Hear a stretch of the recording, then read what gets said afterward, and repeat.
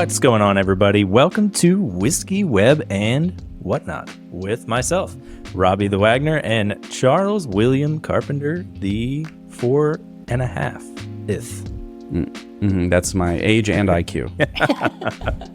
Could be 0, so it's better than nothing. Right. I'm able to speak and feed myself. Yeah.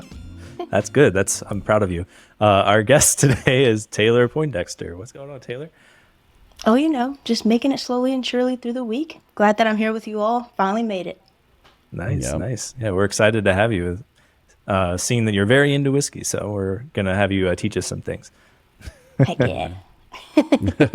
Nice. For anyone that may not have heard of you, can you give a few sentences into who you are and what you do? Absolutely. So my name is Taylor Poindexter. I am an engineering manager 2 at Spotify. So I run a team of amazing full stack engineers, front end and back end. And before that, I was in the startup world. Before that, I was a consultant. I also run a nonprofit called Black Code Collective, trying to make sure that tech is equitable and things are running along smooth. As they mentioned, I'm also a woman with whiskey on Instagram, and on Twitter you can call me Engineering Bae. So that's my life in a nutshell. Also love traveling, big weightlifting junkie, and yeah. Nice. So we have many whatnot-like topics. On the travel note, I just got back from France. Not like this very second, but like this past Saturday. Heck yeah. How was it? It was great. So the south of France is amazing. So we basically went from north is terrible. In Paris briefly. Yeah, it was horrible. They all speak French and eat fries. I don't know. It's weird. And was in Lyon for a bit, Nice. so visiting Beaujolais, and then Avignon and some small towns around there, and then down to Nice, doing the French Riviera, and I hear it's nice there. Monaco. Yeah. It was really nice. Yeah. I've gone to Lyon and Les Contamines because I also snowboard. So really awesome. Heard there's bed bugs in Paris right now running rampant. Hopefully they didn't get you. They didn't. I did sleep in a Best Western, and it wasn't great. No, I'm just kidding.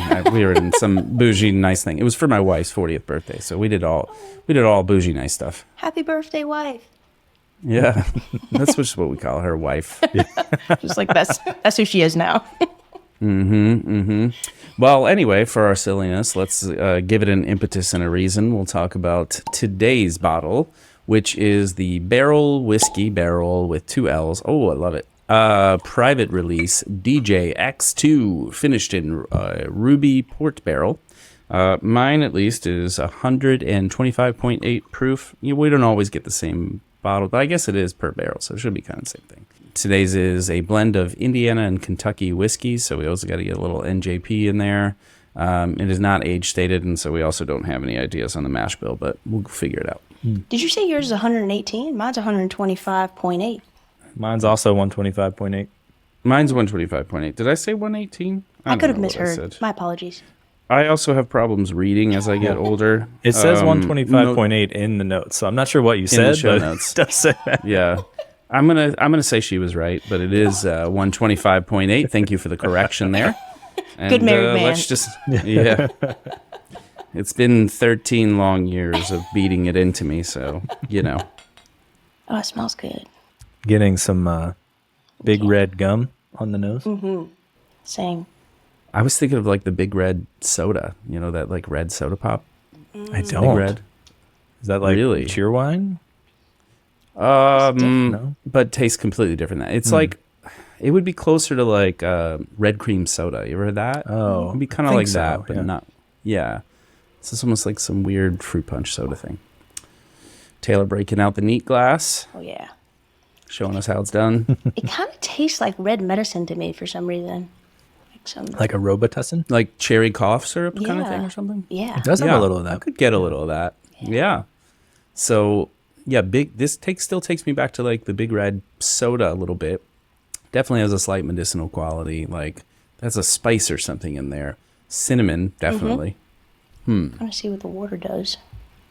Yeah. So in one of your previous episodes, you kind of touched on it, but like the nerdy scientific reason why water helps bring the flavor out. And so in whiskey, there's this thing called guaiacol. And so that carries the flavor, but guaiacol binds to the ethanol. And so by putting a couple of drops of water, and I just have like a little dropper like this, it breaks the compound up and allows the guaiacol to float to the top. So it becomes the first thing that washes over your palate. So you're able to taste it up a bit better. Interesting. Oh, I love that you assigned that. Today I learned the more scientific terms behind it. Do you then, so since you obviously like geek out about the specifics of all of these things, do you use distilled water for your dropper? So honestly, I know I should, but I have this like really fancy filter underneath my sink that's like alkaline and this and that. So you just do that and make sure it's at room temperature. If I have a party, I'll go buy a jug of distilled. I think, same thing. I think that whole filtration system, so we have a reverse osmosis spout, and then it filters through like shells and I don't know, whatever bullshit to charge us more money. But it does taste very clean, and it feels kind of like same to me, and it's, on demand. Exactly. So, yeah, it's funny. I used to live in DC, and I think I was more schooled on the specifics of all of that at the Jack Rose. Yes. I used to wander over to the Jack Rose and spend money all the time on the thousands and thousands of bottles they have there. And they kind of show me a bunch of those nuances. Yeah. I mean, I love Jack Rose. They get a ton of my money, especially because I don't know if you saw during the pandemic, they sold majority of their collection to be able to continue to pay their employees. I thought that was pretty awesome. Yeah, that is cool. Those owners are really neat. I met a couple of the guys, hanging out there too often. Yeah. One guy kind of looks like old Willie Nelson. I think he's the Scotch guy. And then Bill is the Bill. bourbon guy. Yeah. Yeah. One of the best nights of my life is I met a guy on Twitter, Mark, and he came in and he's friends with Bill. And so they took me to Jack Rose when it was closed and just let me taste for hours on hours on hours. And just hearing him tell stories was like 10 out of freaking 10. Yeah, yeah. That guy is so interesting. And basically how that all even came together and how many bottles he used to just have at his house still because he was such a dusty hunter. Yeah. So badass. Yeah. They even have that's gotta be our Dusty's now. house. Like they have like, my apologies. No, you're fine. They have like I was just- Dusty's night. Well, I was to say they used to do like they had this case and basically they would just rotate it through every month or so and they would bring out different Dusties. I tasted a 1947 I.W. Harper. Whoa. That was like incredible. And when I first started going there, whiskey wasn't super crazy. So like I was introduced to Willet there and they used to get their barrel picks and name them funny things. I remember the first time I went to Willet and I was like, I want Scrumpy Spice. And they were like, what are you talking about? And then I explained where I had it. And they were like, oh, yeah, that guy just does his own thing. We don't name it. That's so funny. Yeah. But yeah, that place is amazing. 10 out of 10. Agreed. I mean, to me, it's the best whiskey bar I've been to in the nation. So, and I've been to, Better than the Whiskey in Library? Don't listen, Portland. Yeah. It's yeah, the Secret Club in Portland. It's better than that. There's like, what is the one in San Francisco? It's called like Rick House or something like that. That sounds familiar.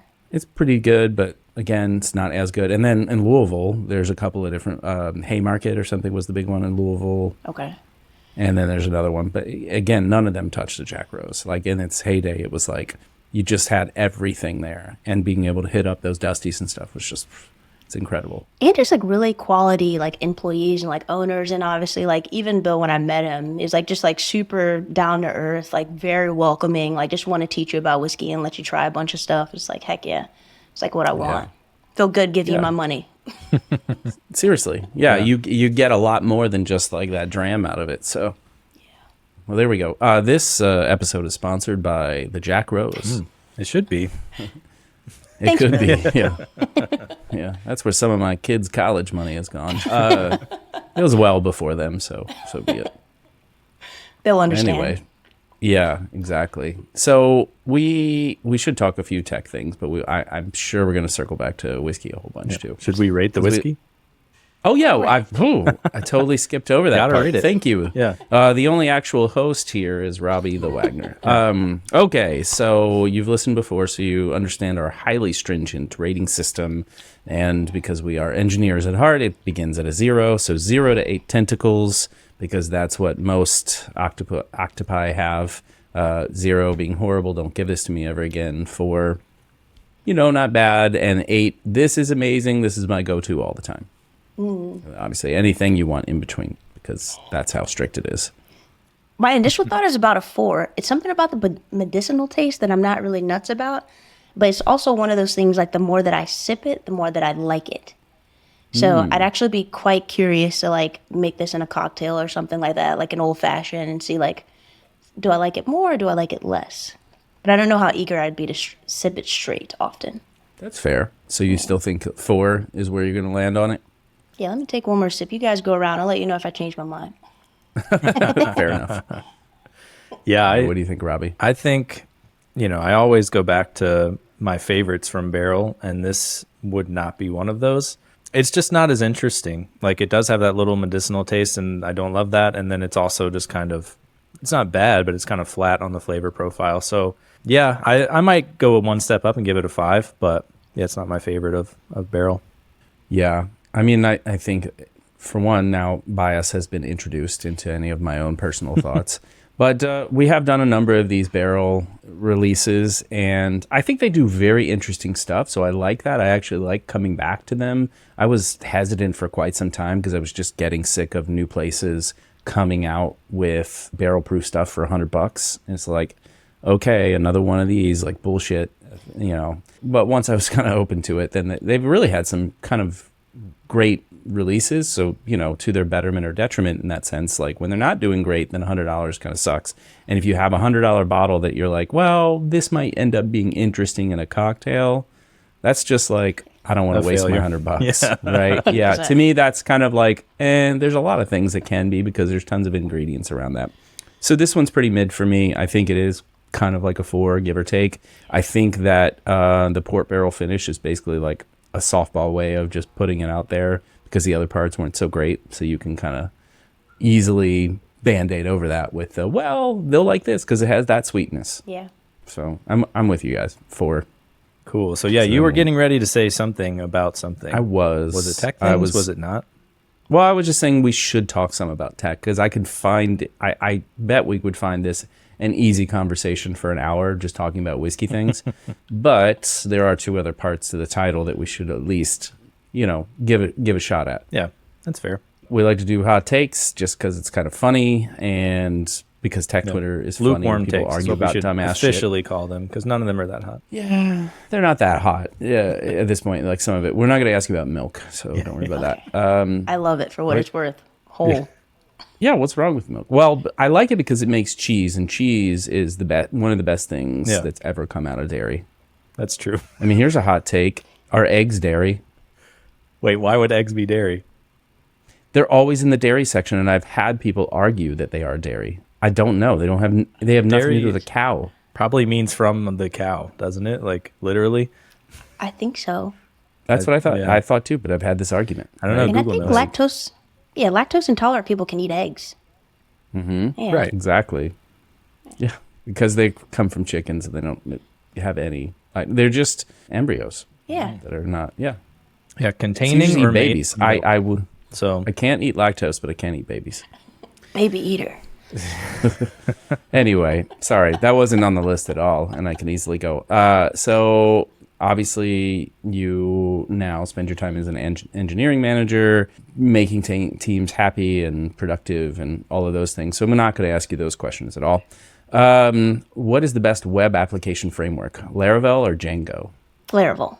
Mm-hmm. I'm just kidding. I'm not gonna lie. I'm a back-end engineer, so like I know Laravel, or actually, excuse me, PHP gets a lot of hate, but I coded in it for 4 years, and it was absolutely heavenly on the back end. So I will ride that train. And I feel like the people that hate PHP just had bad situations with like WordPress and PHP.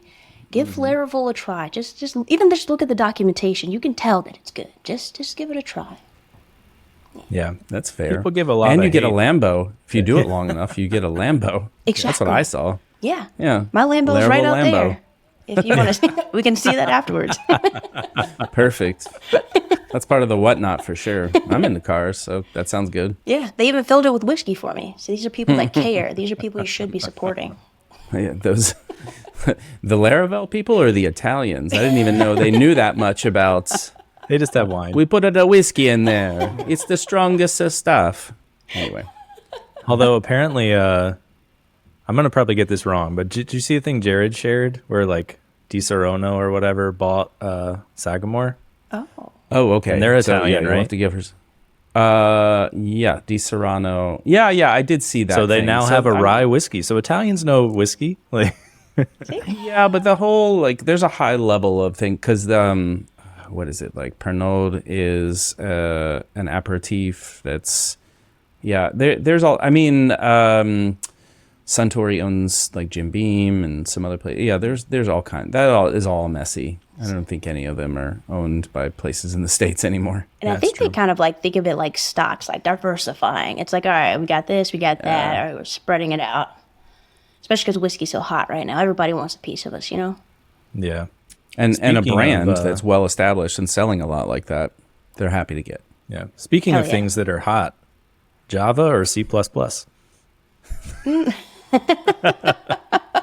Well, I work at a Java shop now, so I'm gonna go with Java. I know it's heavy, but so is C++. So I'd pick Java, you know? And my best friend Win, he's like very into Java, so gotta support him as well. Okay. Yeah, that's fair. I think Java has good parts. Like, it's people just don't like stuff that's older, just for the sake of not liking it. Like, so Why not Zig? Oh, God, you know. the only thing that's been written in Zig is bun. I know. Nothing That's else. why it's funny. Yeah, it's that new. So anyway, I was so confused on Twitter when I kept seeing the bun thing. I'm like, what is this? What is going on? Buns, buns, buns. I mean, otherwise you don't want none, right? Exactly. I was waiting didn't for that. know. Unless you, yeah. I'm tying it all together. Oh no, Sir Mix-a-Lot had a Testarossa, different Italian. Anyway, Okay. whatever. Next one, Chuck. Okay, moving on. Get rebase or get merge? I was always a Git merge girl. I'm not gonna lie. It's something about Git rebase that I wasn't a fan of. I would do it if I had to, but I was always never a big fan of it, especially because the branches I was working on usually would be other people working on it because it was like a startup and things were wild at the time. So merge. Yeah, I could see right there things were wild. I think we'll do merge. It's going to be easier. Yeah. Yeah. The answer is always it depends. I Yeah. know you want to ask this last one, Robbie. So this one has nothing. for Yeah. me. No, I just had to throw this on there. Is UVA ever going to be good at football again? Oh, that's hurtful. My heart. You know, my brother is 10 years older than me, and he also went to UVA, and they were good then. And so, you know, history repeats itself. So I don't know when, but eventually they will be good again. Just give it a little bit or a lot of bit of time. Yeah. I mean, Yeah, on an infinite scale, they will eventually be better. The odds are in their favor. yeah, I went to tech, and so I was like looking to see, because I assumed you guys were doing better than us this year at football because we are trash, and I was like, oh no, just kidding. So like, I had to bring that up. You're more trash. Yeah, the entire state of Virginia can't play football. Sorry. That's okay. We're doing the best we can here in Virginia. Yeah. I spent 10 days talking about a different kind of football with lots of European friends. And so my head every time was like thrown off. What's going Yeah, on? egg ball game? Oh, yeah, that one. Yes. Well, I think you kind of answered this already a little bit, but then you were working a bunch in Laravel. So you're not doing any coding whatsoever, like no PHP, no Laravel, no side hustle, side project, blah, blah, blah, whatever else. I appreciate the dedication to your craft. I look forward to reading your book. You know, I've been approached about writing a book. I don't think I'm there in my career yet, but I would like to write a book one day. But now all I basically do is do like very small Java changes within the team just to keep from bothering my team, or looking at their PRs just to stay current and just like make sure I know what's going on. I'm just like, I'm perfectly content with that as a manager because I got enough crap on my plate most of the time. So it's like, all right. Well, then if you don't, and maybe this is a build up for notes for the book in the future and all that kind of stuff. What do you think then, given your history there, moving up to manager 2, not from 1, but to 2? So what unique skills or tasks do you think you bring to your role? Oh, excellent question. I think I'm really good at motivating people. I think partially because they know at the end of the day, like I'm very loyal and I am very honest and trustworthy. So I think that giving my team that and they know that I'm going to support them no matter what, I think that helps me a lot. And also like, I feel like this is such like a job interview answer, but like organization. like organization, like being able to figure out like which of the balls are glass and which ones are rubber and will bounce back up if I drop them is like a really good skill of mine. So constant reprioritization and execution.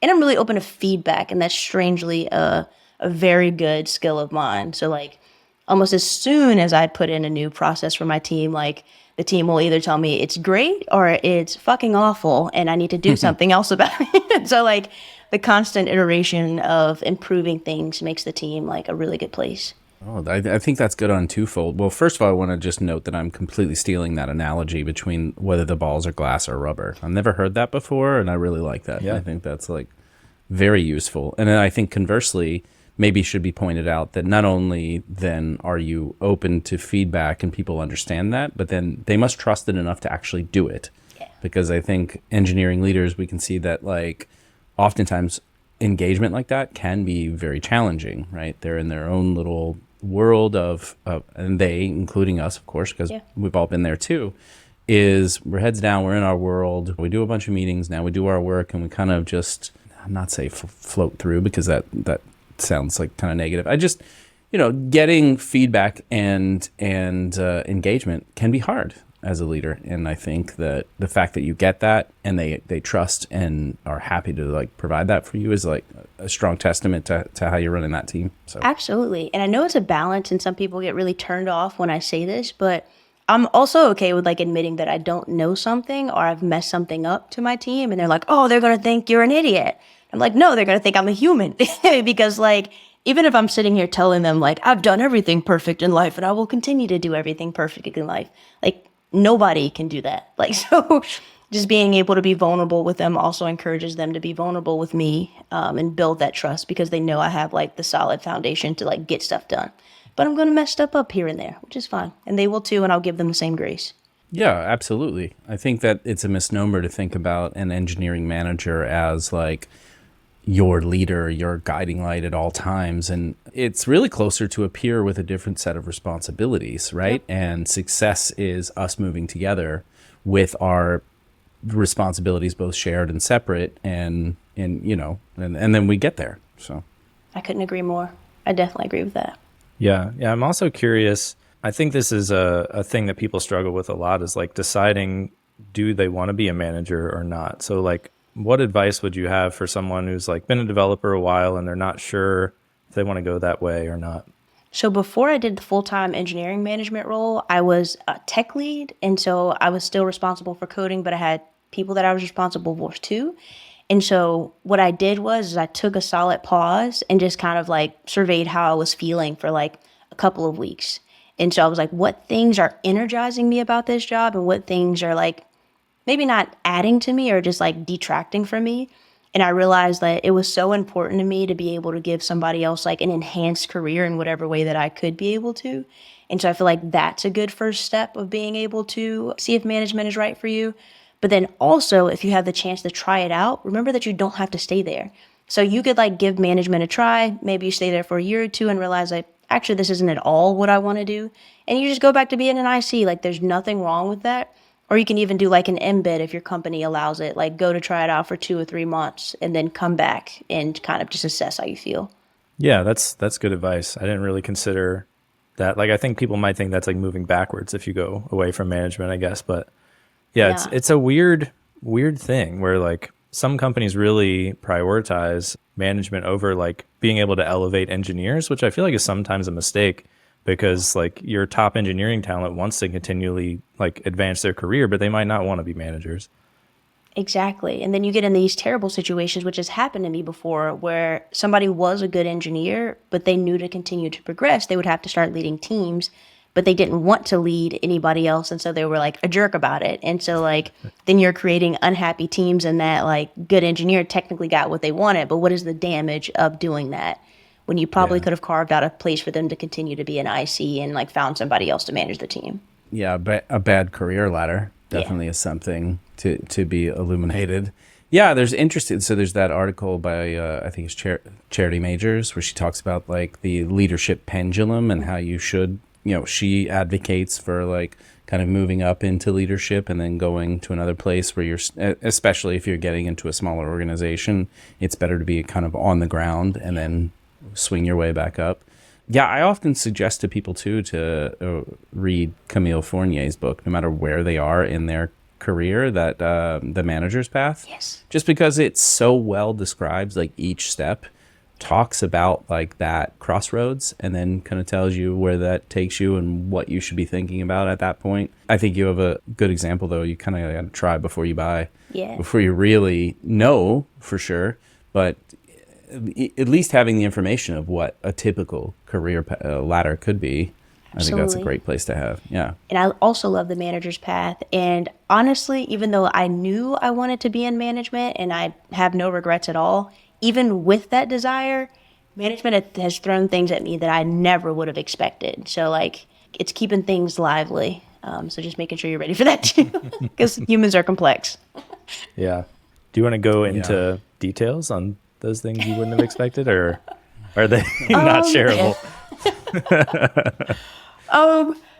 Don't worry, no one at your company listens to this. No, nobody's. They might now though. Or just like, I guess I'll just say this. So like, obviously, you know what being a human entails. And so like maybe somebody being terminally ill, or maybe having certain things going on in their life, or just like ways of working and trying to coach people to the standards that you want them to be at, and then having to deal with the fallout if they're not willing to meet that expectation.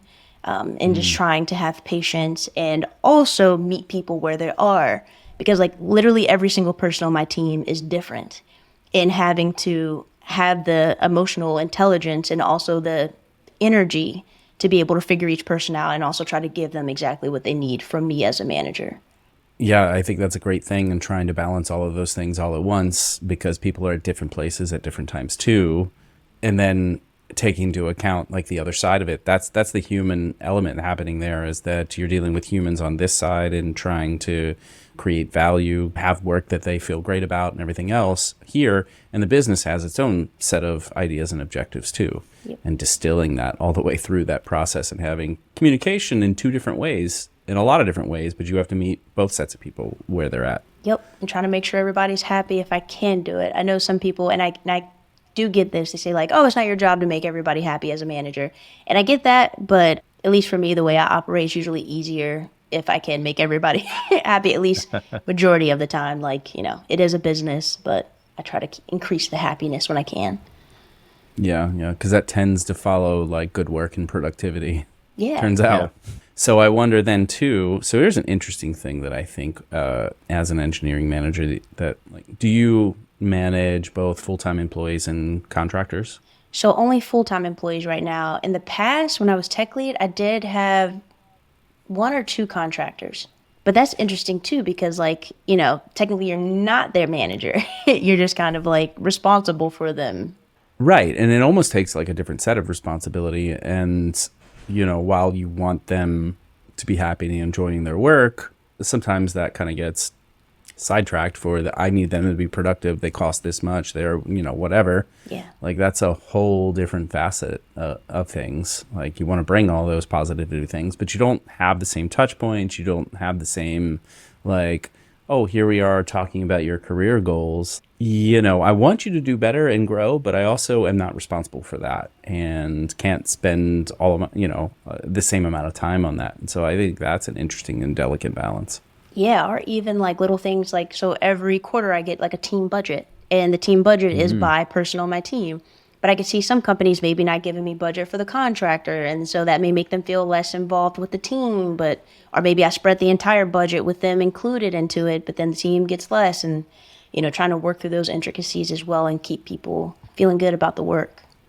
That's one of the most frustrating things about budgets at companies is like, they'll be like, oh, we have this money and it's for contractors. And there's no way we could take that money and ever use it for like full-time employees. There's no way. We can't hire anyone. But you have this huge pile of money for contractors. Why couldn't you hire a person or two? I don't understand. I don't get it either. And I don't know, I've had this exact conversation with friends. I don't know if it's like the insurance or the benefits that they also don't want to account for. But it seems simple to me too. I'm just like, move the money over here. There you go. You're done. Just now we can hire people. I'm going to play devil's advocate here. Here's the thing. Even with current climate, I would say that most software engineers stay at one place 3 to 5 years max. right? I think that's an average. And I think that resource, okay, so I'm going to dehumanize the whole thing too. You have a resource budget, right? And here you go, you have these 3 engineers and they're on the long-term budget. And then you're like, we have a roadmap that looks like a couple of years here. So we kind of know that we need people for these parts to reinforce this aspect. Like we have a core, we have this little part that we know about, but if people are staying 3 to 5 years, if we hire them, we don't want to fire them necessarily. And, there's a whole different cost thing around that aspect of it too, severance or whatever else. So these are more fixed. That's true. So I want consultants for that bucket. That's true. That's what I'm here for. Just drop it like it's hot. Yeah. Knowledge bombs. So what's the other side though? Because we've had the same problem of like, we want a contract here. And they're like, well, we have millions of dollars to hire people. But we can't hire a single contractor. And it's like, well, is that true? Like, because there should be less strings according to your argument. But anyway, we don't need to get into okay, because I think the argument is different. I think it's less monetarily driven. And I think that's a cultural thing where they believe that they want long-term investment in the company and the projects and everything else. They believe differently. They allocate money differently in the sense of, yes, we have $2 million and we have to scale. That's also speaks a lot to like VC days of scale is what shows success. So it's hard for me to feel like that's a good feedback for today because I feel like the pendulum of that has changed quite a bit. But traditionally, things that Robbie and I had experienced as consultants, I think that would be more full-time employees is growth. We either want users or we want growth by a team. Yeah. Arbitrary metrics. And also your comment made me think of like the current market, like current job market for engineers and how much it's changed since like the last time I was job hunting. Quite fascinating. Yeah, it was amazing to be in a space where people were begging you to work with them. And most of them were like your friends and former colleagues and that kind of stuff. And like everybody could just bring you wherever they want. That's an interesting thing because for me, I don't think I had really like been through a serious job search in at least a decade. Because even if I changed jobs, it was usually just based on, that referral kind of whatever. Yeah, it was very easy. Hot commodity. Yeah. And more gray hair, more wrinkles, no longer a hot commodity. Yeah, It's just the wisdom. That's all that is. Wisdom. Yeah. I repackage it. I am the Gandalf of whatever thing. I am the Gandalf of Solid.js. Sorry, Ryan. I actually invented it. Ooh. Ryan's a nice guy. He would probably be like, yeah, Chuck didn't invent it. Yeah, he did. Yeah. Now that I think about it, I believe he commented on a PR on Knockout.js once in 2011. And so I guess he did, yeah. Is it? I didn't do any of those things. Okay, I didn't know. I didn't know if you actually, because I used Knockout back in the day some, so. Yeah, no, it could have been possible. I remember evaluating Knockout versus Backbone.js, and this is back when I used to work for National Geographic, and we like evaluated some stuff, and we went Backbone Marionette at a project instead. So didn't happen. Didn't do any Knockout. Did you touch any front end frameworks at any point in your career? No. Absolutely not. No offense at all. No offense But at all. there's so many spicy takes and drama. It's so fun. I know, and I see them all on Twitter. I'm like, oh, thank God this isn't my world. Right. I mean, I'm kind of a part of those spicy takes, and the whole I think the whole thing should kind of get rethought and reset back to HTML, rendered by servers and backend frameworks with this stuff, kind of just sprinkled in as needed. Like, I think Astro's doing the right thing. I think that maybe Laravel, because I'm not familiar, but I'm familiar with Django from back in the day, that is still chugging along. And then with the tools we have now, could do a real nice job, tossing the complexity one side or the other. I don't know. What was the point? So there was a point for a little while, but I don't know about now. So you're saying you're part of the drama on Twitter with the front end world. Yes. I love At least you own Sure. it. I respect it. I mean, I'm not incentivized to choose a side one way or the other. Yeah. So, I like the... Guillermo won't come on here. He won't. I've sent him whiskey. Nope. He won't. Yeah. I've sent him whiskey and he stole it. Publicly so he owes calling me him out again. $60 or so, I think. I think it was more like 80. And, It was I a know nice he's one. good for it. Yeah. I It think was, he has some money. It might have been.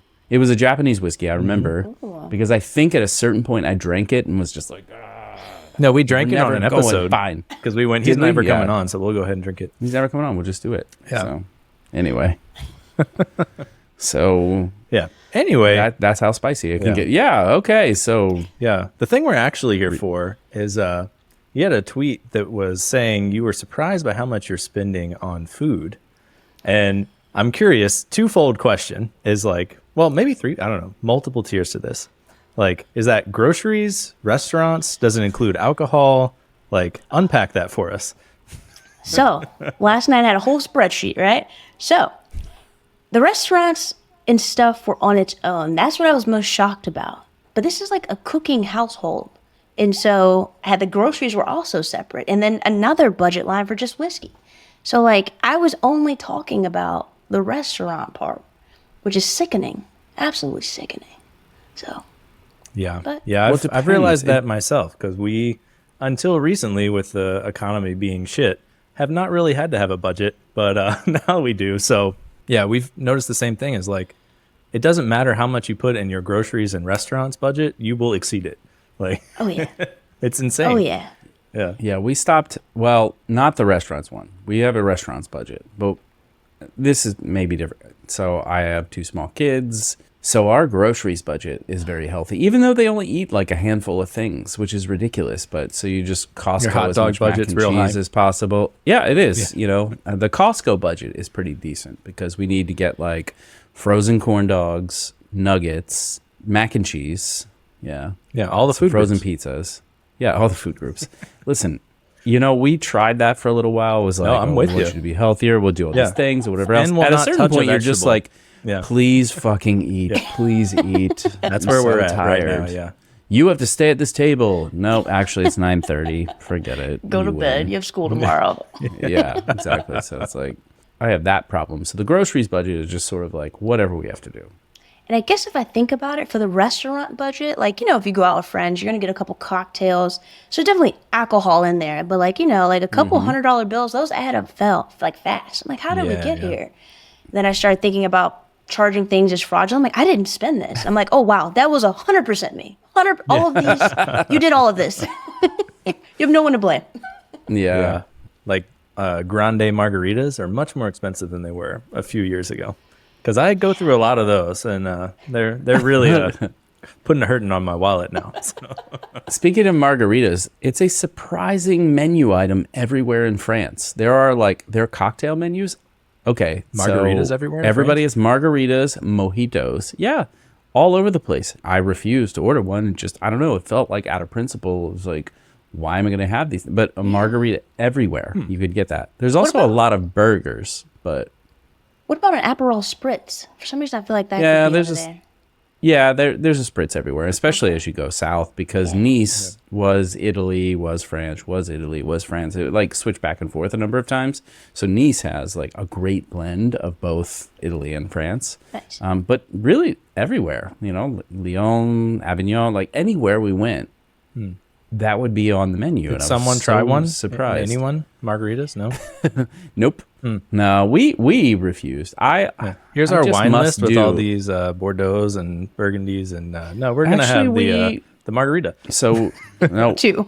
So we decided we actually really like the Gamay grape. Oh, okay. And that is very prevalent in a number of Beaujolais. So Beaujolais is very good and did some of that. Did you get but some yeah, Nouveau? So Nouveau Beaujolais? Yeah, Beaujolais Nouveau. Beaujolais. Yeah. Oui, oui. My okay, this is whatnot, but whatever. My favorite idiom that I learned while in France is noyer le poisson, which Something means fish? drown the fish. Oh, drown the fish. Okay. Yeah, and it's when you're trying to kind of go around or kind of suppress the truth or the facts of what is being talked about there. Noyer le poisson. Oh, So Interesting. amazing. Do you Yes. speak a little bit of French, like in general? Because you're doing it pretty well. he's taken Fake more French. French than he would like to admit. Okay, so all right, but let me go ahead and set context here. First of all, I'm 46, and I took French from 4th grade until like my sophomore year in high school, and then like a couple of years in college, Okay. which is a long time ago. So not really, but yeah, Centuries like ago. I used to be pretty good Okay. at it, and then never really got to practice it, and it was suppressed and whatever else. But being in France, you know, the neural transmitters start to like, and then some stuff happens. So Didn't even need I can Duolingo. pronounce things. I didn't bother with that, but that's yeah. Also, you're aging very well. Oh, those are filters and lights and stuff. I was like, give me the Oprah filter, and then that's what we bought, and it's totally fine. So, yeah, I don't know. Yeah. You know, getting a 4K camera is not advised as you get older because you might see good things. I see. Well, yeah, it's don't only know. sending you the 720p right now. When the video comes Right. out, you'd be like, "Oh my God, Chuck looks old." He's old as shit. I can't believe I haven't shaved since we got back either, and I was like, Yeah, me "There's either. A lot of silver in there. That's okay. Too much." Yeah. Yeah, I was telling I'm going Chuck full Clooney though. before we jumped on here. I was telling him I just went to like an hour-long beard trim and treatment thing, so I'm all like shiny and oily and like, yeah, it was weird, but it was I guess good. Is it as weird as you're describing? Well, you want me to go It's a into little full weird detail? for So there were like I want to 8 know. layers I need of to know. stuff. They like put stuff all over my face and then all over my beard and then like did a hot towel and then took it off and then put stuff all over my face and my beard again and did another hot towel and then did the same thing and did a cold towel and then did the same thing and did a hot towel again. And I was like, what are we doing here? Like, I don't understand. You're very high maintenance. Because I was just like, do a beard treatment, whatever. I thought it was gonna be like one and done, but yeah, it was very involved. I think it's good. Yeah, Especially because beards probably on the daily don't get a lot of love. Like you probably like push lotion all over your face, maybe like comb it down a little bit. I assume. Like, what do men do with their beards, really? I mean, it depends. Yeah, sometimes I like shampoo it and treat it nicely, and other times I don't do anything to it. So Okay, that's fair. Balance. yeah. Anyway, we can not talk about that. About beards. Let's Yeah. focus on this episode of Robbie's Beard. Sponsored by Hammer and Nails, men's grooming at its finest. Is that a grooming brand? Yeah, it's like a subscription barbershop. So I just like pay monthly. Everything is a go, subscription these days. And I hate it. Yeah, like right, because you can't just buy software. Everything like Clean My Mac, right? That was a piece of software that I used to get all the time, and then they switch to this subscription model. I don't want your subscription model. But we have it through One and SEDAP, done. Yeah. so you don't have to pay for it. So if you are paying for it, stop now. doing that. But yes, I do. Oh, I don't anymore. I do hate that everything is like that. Like, if you want to release a new version and charge me again, fine. But I don't want it to always charge me forever, and then I forget about it, and like remember 3 years later, I'm like, oh, that was like $400 of nothing. Yeah. And that's what they count on, Yeah. which is kind of like it's really, I don't know. Yeah. It's not great. Yeah, crummy. Yeah, everything is a subscription, and they'll randomly. I think that's what's happened with cable, because it was supposed to be like, well, streaming no longer is this cable thing. Great, I can ad hoc whatever as I want, but as a soccer fan, now I have to have 47 different subscriptions, and now it's almost like I should have just got cable. Yep. And then randomly they'll bump it up. Oh, it's going to go up another $1. You're like, a dollar, I'm fine with that. Disney Plus is going up $2. Okay, yeah, I'm fine with that. Yeah, give me I cable will back. say though, yeah, if you call, a lot of times they'll drop your bill back down. Like I'll do the fake threaten to cancel. Like I do it all the time with my internet. I'm like, oh God, no, this is way too much. Like absolutely not. Like when can you cancel this? I'm going Verizon. They're like, whoa, ma'am, we can cut it down an extra $50. I'm like, oh, thank God. Okay, please don't let this happen again. Yeah. I love doing that. Please don't let this happen again. You can do that. Like, people will post that on Twitter too, of like, every year Adobe is like, oh, your price is going up. And I'm like, oof, gotta cancel. And they're like, oh, just kidding. Your price is the same. Like, See, Right. yeah. And it's just risk tolerance. Yeah. What is your risk tolerance? Yeah. Will you really opt Yeah. out? because I You will still say, pay for Adobe? No. I was just saying that, like, that people have been posting that on Twitter. I saw that recently. Also, if you add stuff to your cart and then just don't buy it, they'll be like, here's a coupon for like 20% off or whatever. I love Hell that yeah. too. me too. I will say with like canceling to quit, I have been I've had my bluff called a couple of times. They're like, all right, we'll cancel it today. I'm like, whoa, whoa, whoa, just kidding. Actually, wait, I need my cell phone for tonight. Like, can we, just kidding. Oh, my phone's breaking up. Like, I'll call you later. You just hang up right at that. Be like, never mind. Never mind, You can't. no. I didn't confirm. No confirm. No confirm. I did not consent. I did not consent. Oh, I like that. That's funny. All right, I do want to regress back to a question we have here. If you weren't in tech, what other career would you choose? Ooh, if I wasn't in tech, I always think like I would want to be in the medical field, like as a doctor. But then I see my friends who are in the medical field like go through that whole process, and I don't know if I would love it enough for that. So part of me thinks I would want to be like a veterinarian. Like I love animals. I know I'd have to see them in their worst state sometimes, but I'd probably be like a veterinarian. Interesting. Yeah.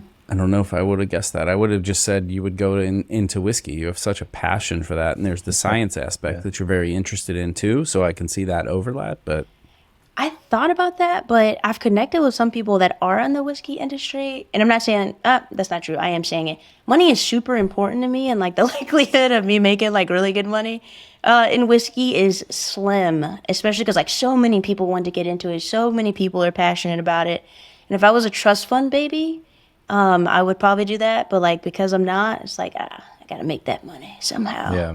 You got to already be rich to start a successful whiskey brand, pretty much. So, Seriously. Yeah, It's expensive. it is. Yeah. yeah, and I think that's a real talk thing to like call out that money does matter. Yeah. Like, don't pretend that money doesn't matter. I hate those interview questions, or even just sometimes it's during the application process, and they're like, "Oh, look at our brand, blah, blah, blah, and what drives you to us?" And they're like, "Well, number one is to feed and shelter both myself and my children. Yeah. Your salary So was money within is my required range. for that. Yeah, your salary is within my range. The skills look like something I could do. Now Capitalism. let's talk." You know, right? Yeah. If you want to be in the country of capitalism and you want to embrace that, like, that's great. You know, now what can we align on beyond that? Right. Great, but don't tell me like why I want to solve health insurance. You know what solves health insurance? Free fucking health insurance. I'll say that. Free fucking health insurance. The way it is everywhere but America. Right. Right. Socialism sucks if it takes away from my pocket. Yeah. All right. I do Anyway. like inches and feet, though. Gonna say it. Oh, take. freedom units. Freedom units. Yeah. Pounds are okay because they do that in England too.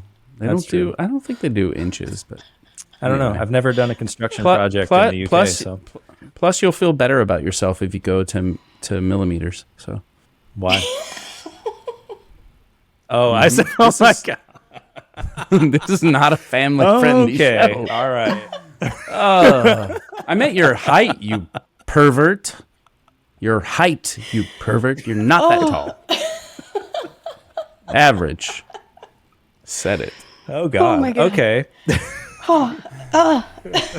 Listen, Taylor, I'm here as the entertainment. Robbie doing is great. like, listen, Chuck I straddles the need line you. of appropriate or not, and that's where we are. Yeah. I've also never heard them called freedom units. I'm going to be stealing that. Oh yeah. I don't know where I picked. I certainly didn't invent it. Most things I haven't, but I definitely picked it up somewhere. I like it. I go like with it. Yeah. It's kind of like the fries thing. Well, which, by the way, speaking of France, they think it's funny that they're called French fries. They're like, we didn't invent these. The Belgians did. I mean, yeah, we had them. So do you. Yeah. But Belgian fries doesn't sound as good. Like the French fries, that Yeah. flows. You know. Yeah. I'm Alliteration. sure it was more about that. It's Yeah. all about the marketing. Yeah, you know. Rewriting American history or French history, Just history in general. Yeah. just in general. I'm just thinking about the Roman Empire right now. Oh my god. Naturally. I bet both of you How are. is that a thing? I don't understand. I don't know. that. But I love the timeliness of it because I was in France staring at a former aqueduct from 100 AD. And then like that kind of started sparking. So I was like getting in on this. So you were just 'cause thinking it's about funny. it. Yeah. I was because I was looking at it. So Right? my wife Like- was telling me about another one. I don't know if you saw this, but it was like, ask your husbands on a scale from 1 to 10, how hot is Ryan Reynolds? Did you see that? No. And it's like, but, if he answers like 9 or 10, then like he's straight. If he answers like 6 or 7, you have problems. Okay, so if I was going to go an 8, where's that put me? I don't know. Because I think it's just a like joke. I don't very know. attractive man, but his eyes are a little close Oh, set. You know, okay. they're a little close. I think he can do no That's wrong. fair.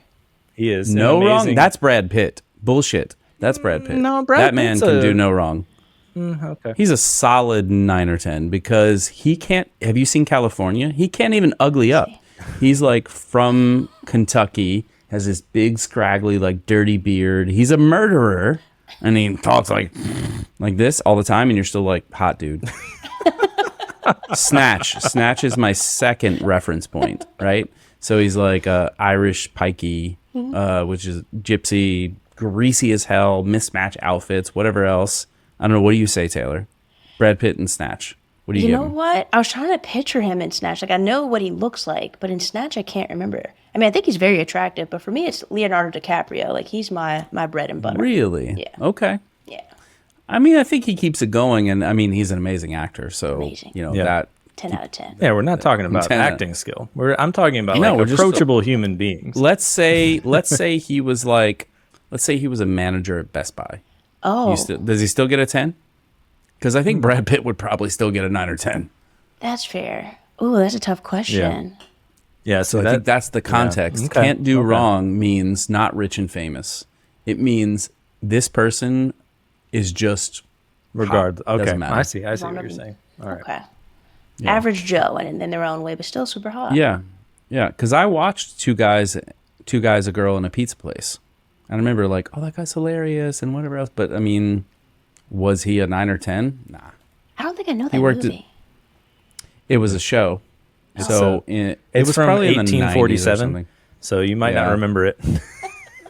So here's the thing: is I'm a mediocre engineer, and I am a 9 or 10 out of 10 for pop culture trivia, and so it's just kind of what I bring to the table. I So would- anyway, that was kind of Ryan Reynolds' kind of first quasi famous thing.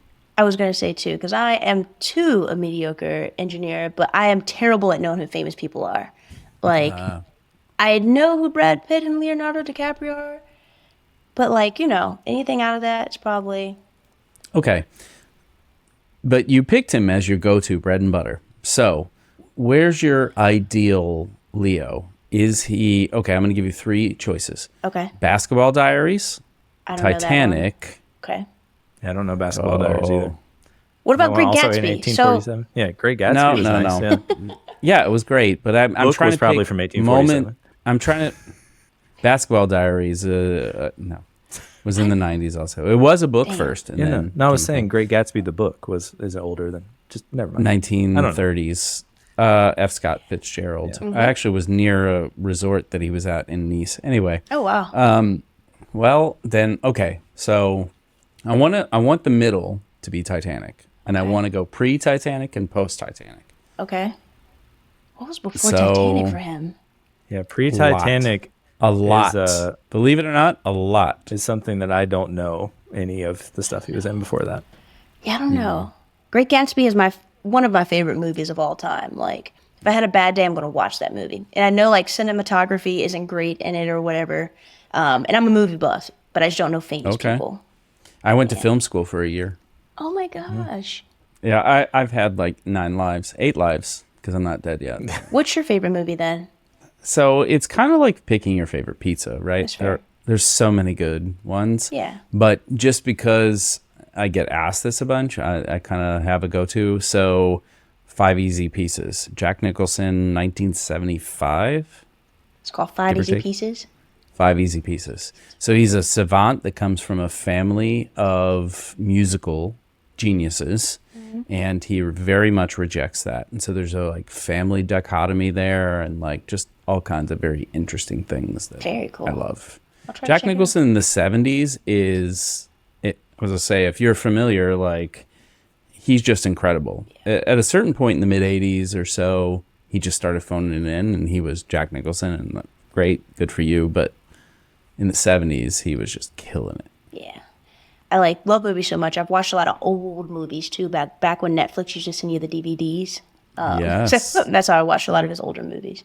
Nice. Yeah, I did a similar thing. I would pick an actor and then just like watch everything.